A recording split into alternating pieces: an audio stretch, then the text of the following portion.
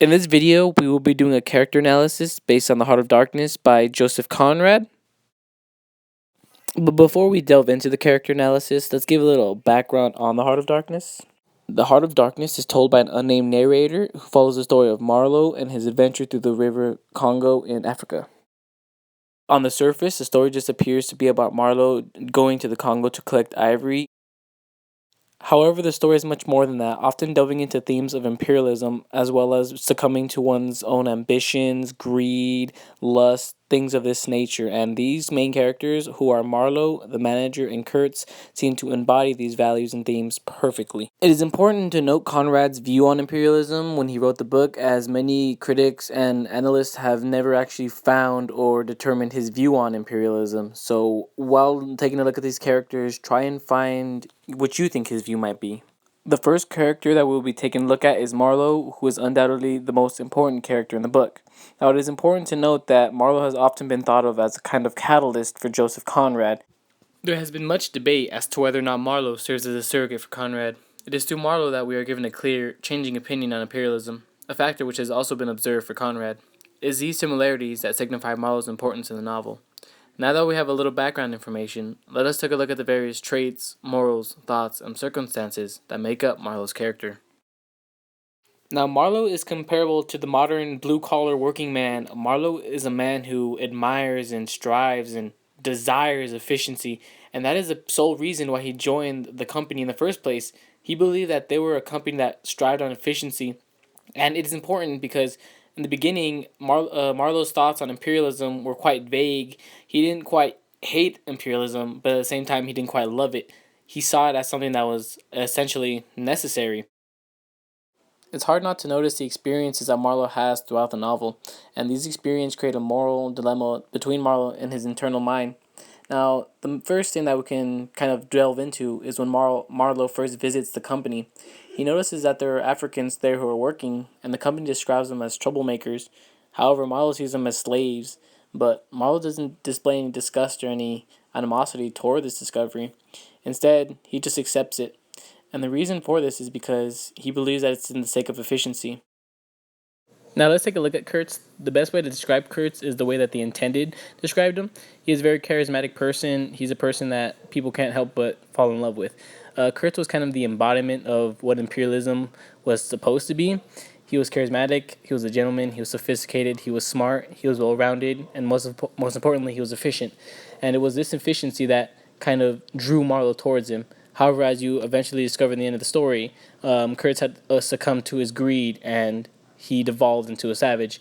But before we delve into what happened to him and his ultimate fate, let's just talk about a little bit about what made Kurtz and why he was so sought after and why he was the poster boy of the company. So when Kurtz first made his presence aware to the natives didn't know what to think. They see a man who's dressed in fancy clothing, who is clean, well kept, who has firepower.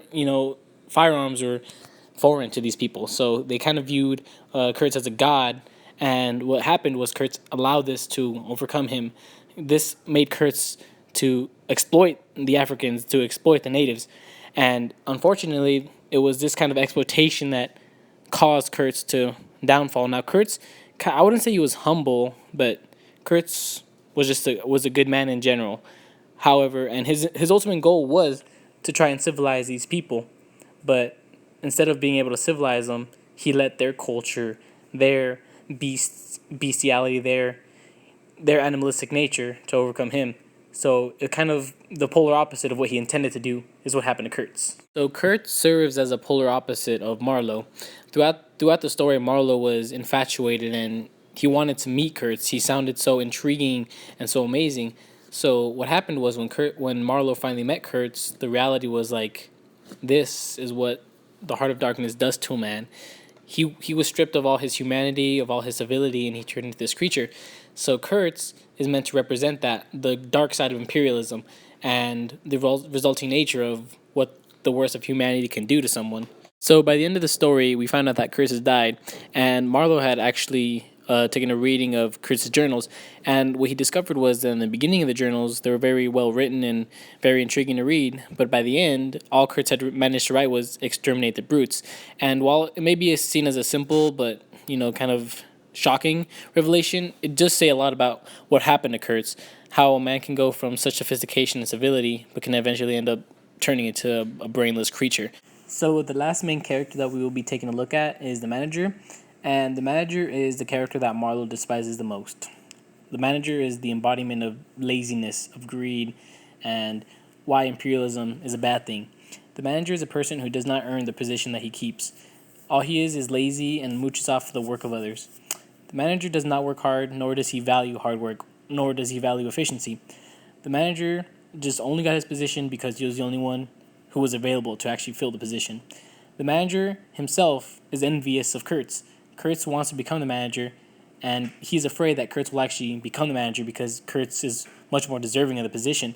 And Marlowe really, really, I say this with a passion, really hates the manager for his lack of efficiency, for his laziness, for his lack of wanting to work. And that's all that the manager actually displays throughout the book. He even tries to kill Kurtz. He's plotting an assassination attempt at Kurtz in order to keep his job. So, to sum it all up, the manager is basically all that's wrong with imperialism, or society and imperialism for that matter. Now, let's take a look at all three of these characters collectively. What do they have to do with one another? Now, first of all, Kurtz and Marlowe are direct opposites. Throughout the story, Conrad is trying to display the theme of restraint, and this is mentioned multiple times, in fact, by Marlowe himself. He mentions how the cannibals, they actually have restraint, while the other Europeans, the men on board, have no restraint. Everyone around them is just succumbing to their greed and their dark nature, and then they're becoming engulfed by the darkness, hence why the book is titled The Heart of Darkness. Now, what you can kind of confirm is that Marlowe and Kurtz are two sides of the same coin. On one side, we have one man who just succumbs and just devolves back into his animalistic roots, and on the other side, we have a man who tries his best to maintain his humanity and his civility. And this is a really interesting contrast, as both characters can be seen as somewhat similar, yet extremely different. And what the manager does is he's kind of the tie between the connection of Kurtz and Marlowe. He's the one who is the middle ground for both people. He isn't ambitious, he isn't hardworking, he's lazy. He is what makes imperialism considered conquering as opposed to colonizing. Now, Kurtz himself kind of delved more onto the conquering side, especially because he exploited the natives and tried to conquer other villages and pillage them. While on the other hand, Marlowe was more of colonizing. He felt that he should actually try and civilize these people, that it was his, not his duty, but it would just, improve their quality of life. And what's interesting to note is how throughout the story, Kurtz is revered and loved by all, and those back in Europe think he's amazing and doing, the white man's burden, when in reality he's actually causing more harm than good. So I think it's a very interesting and well-written contrast between Marlowe and Kurtz. They're two sides, as I said before, of the same coin, but one side is on a clean slate while the other is dirty and rusted. Joseph Conrad, in his novel Heart of Darkness, makes sure to use characters to symbolize various themes and ideas.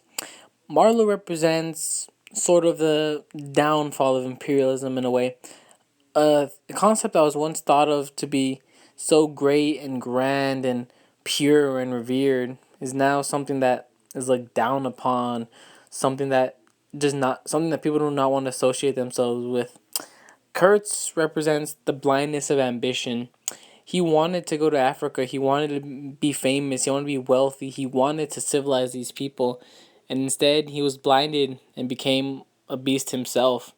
And the manager, he's just kind of in the middle of things. He's the final hit of the nail into the coffin, that is imperialism. His company was running horridly. He didn't want to work. And that's what I think is really interesting about Conrad's characters. He makes sure that each one of them is complex and deep and actually stands for something bigger. And I hope that this character analysis helps you in your understanding of the novel. And thank you for listening.